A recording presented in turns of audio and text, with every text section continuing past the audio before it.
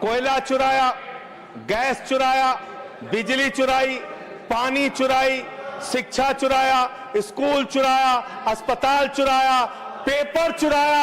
हम लोगों ने सोचा अब क्या चुराएंगे, बोले हम चंदा भी चुराएंगे, राम का चंदा भी चुराएंगे। पेपर चोरी से लेके चंदा चोरी तक सारे चोरी के गुनाह में तुम लोग शामिल हो।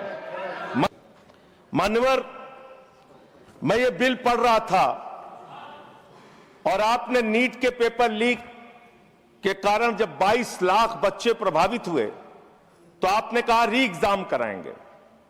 पहली बार जब आपने एग्जाम कराया तो 22,80,000 बच्चे उसमें बैठे थे, लेकिन दोबारा जब आपने री एग्जाम कराया तो उसमें मात्र 20 लाख बच्चों ने हिस्सा लिया। 2,80,000 बच्चों ने हिस्सा नहीं लिया। उस गुनाह के लिए, उस पाप के लिए जिम्मेदार कौन है? यह सरकार शिक्षा के ऊपर मात्र 2% पैसा खर्च करती है, मिड डे मील में नमक रोटी खाने को देती है। इसलिए क्योंकि मोदी जी का नारा है अनपढ़ रहेगा इंडिया तभी तो अंधभक्त बनेगा इंडिया। अनपढ़ रहेगा इंडिया तभी तो अंधभक्त बनेगा इंडिया। मानवर किसान आंदोलन करता है तो खालिस्तानी हो जाता है। किसान आंदोलन करता है तो खालिस्तानी हो जाता है। मुसलमान आंदोलन करता है तो पाकिस्तानी हो जाता है। नौजवान आंदोलन करता है तो चाइनिस्तानी हो जाता है। लेकिन मैं इस सरकार के बारे में कहना चाहता हूं, जो लोग AK-47 चलाते हैं, छात्रों के सर पे लाठियां चलाते हैं, आंसू गैस के गोले छोड़ते हैं, वो सरकार आतंकवादियों जैसा आचरण कर रही है, आतंकवादियों जैसा व्यवहार कर रही है। मैं ये कहना चाहता हूं। मान्यवर, प्लीज कंक्लूड, प्लीज। मान्यवर, मैं आपके माध्यम से इनको एक सुझाव देना चाहता हूं। इनकी एक सांसद ने वहां पर गई हुई नौजवान, खत्म कर रहा हूं सर, सबके ऊपर आपने 1-2 मिनट मुझे भी दे दीजिए। टाइम खत्म हो रहा है, बोलिए सर। अभी तो 3 मिनट बाकी है सर। बोलिए सर। छात्र जो गए वहां आंदोलन करने, उनको बर्बरता पूर्वक मारा गया, लाठियों से पीटा गया सर। उनके सर फोड़ दिए गए, उनके ऊपर आंसू गैस के गोले छोड़े गए। वो चीखते रहे, चिल्लाते रहे, 500 छात्रों को घायल किया। और बिहार के अंदर इन लोगों ने AK-47 चलाया सर।